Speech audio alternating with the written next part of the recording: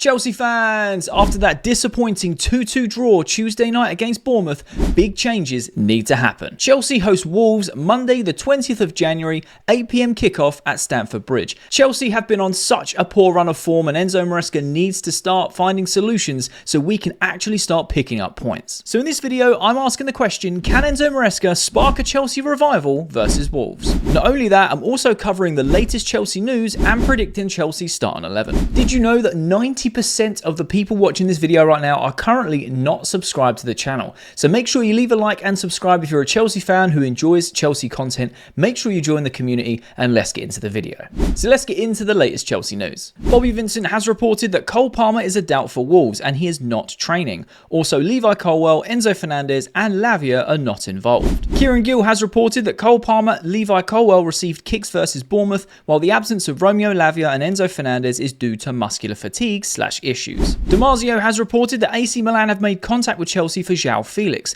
They say no at the moment and are not open for a loan. Rudy Galletti has reported that Atlanta have made an approach to Chelsea to secure the loan of Axel Disasi. On a positive note, Trevoh Chalobah has been training with the first team. And when they asked Enzo Maresca, have you spoken to Chalobah? He said, I'm not sure, but I think Trev trained with us until we flew to the USA. When we went to the USA, he was here. I had a chat with Trev 2 days ago and this morning. He was doing well there and this is the reason why we call him back. Fabrizio Romano has also reported that Chelsea are constantly watching Benjamin Sesko's performances and they're doing the same with Liam Delap, who is very high on Chelsea's list and appreciated by Enzo Maresca. They also asked Enzo Maresca, how are you finding January? And he simply responded, disaster.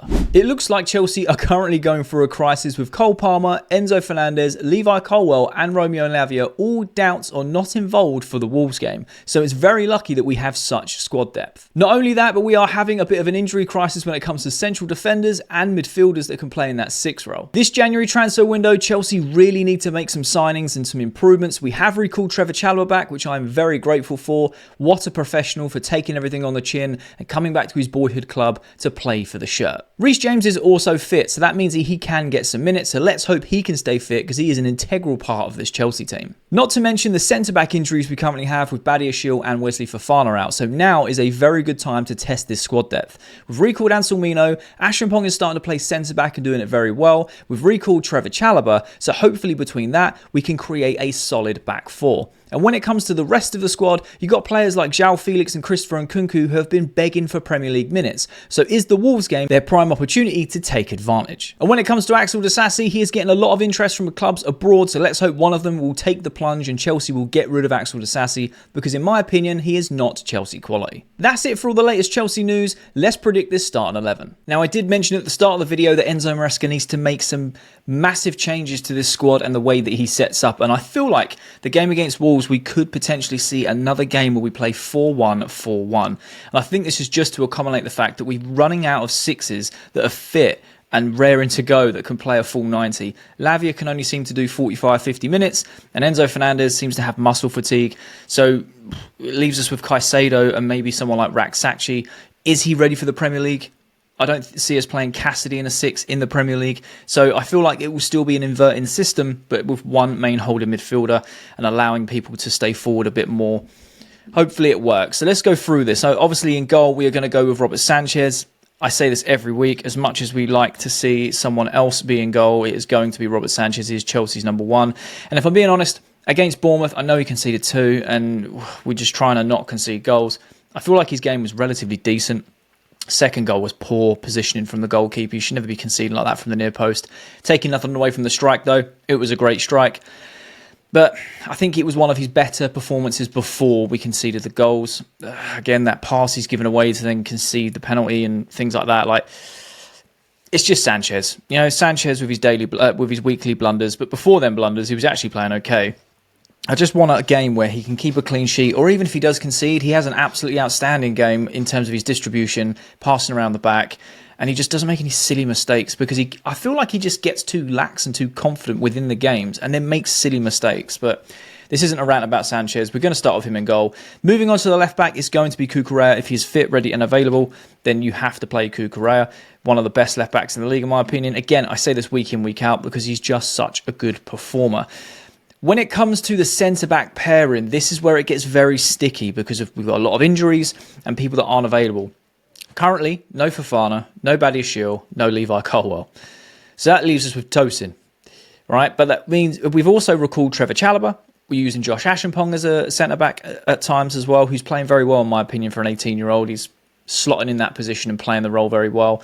And we've recalled Ansel Mino. So there is a varying couple of partnerships we could potentially see. We could see Tosin and Chalobah. We could see Tosin and Ansel Mino. We could see Tosin and Ashenpong. For me, I feel like we're going to see Tosin and Trevor Chalobah. However, I would like to see Ansel Mino as a left-footed centre-back. We are currently, all of them are injured that we have other than him. So we could potentially see him playing. But will he start against Wolves? I don't know. I'm going to go with Chalobah on the right-hand side. If I can spell it. There we go. Thank you. Because you can also play right back, especially if we're going to be inverting or being part of the back three. You can do that very, very well. And then I'm going to go Tosin on the left, which again, I know a lot of people say, we need a left-footed centre-back there. The only one we have available is Ansel Mino, but is he quite ready for that Premier League start at 19 years old? I feel like Tosin and Chalobah are going to have the experience of the Premier League to be, relatively decent and shored up and understand Enzo Maresca's systems. And also playing in the back three, I'm quite confident in that. When it comes to the right back, will Ashenpong play right back? I don't think so. Enzo Maresca has made it abundantly clear that he doesn't want to overuse him. You've got to manage his minutes, not in terms of fitness, but in terms of pressure on the 18-year-old. Like I said, I think he's played very, very well. Reece James is fit as far as we know. And we also have Malo Gusto.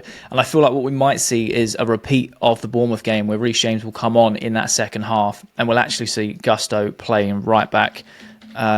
Because again, you've got Gusto and Cucurella who can invert either side. I much prefer Cucurella inverting, but I know that Enzo Maresca likes to invert from the right-hand side for whatever reason. So we can potentially see Gusto doing that. And I feel like Chalobah knows the right back, the back three sort of position well enough to cover for Gusto if he gets caught out defensively, because that's what seems to be happening time and time again this season specifically.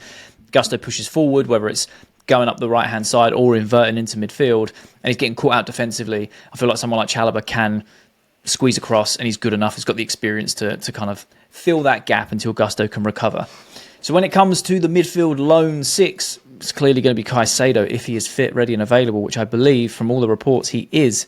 This guy's got such an engine on him. It's incredible. Chelsea have been blessed almost for the last three generations of a holding midfielder that can run forever. We had Makelele, and then we had Kante, even Ramirez in there. They've all had massive, massive engines, and now Caicedo. Like, we've been severely blessed in this position, so I'm very grateful for that. But what that does allow is obviously when we would invert, obviously back three, two in holding, and then four forward, and then obviously a lone striker.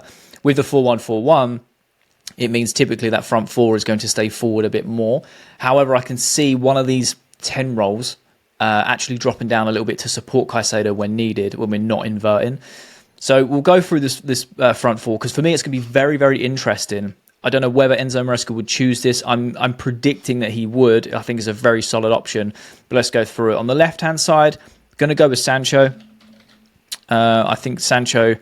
I'm going to go with Sancho.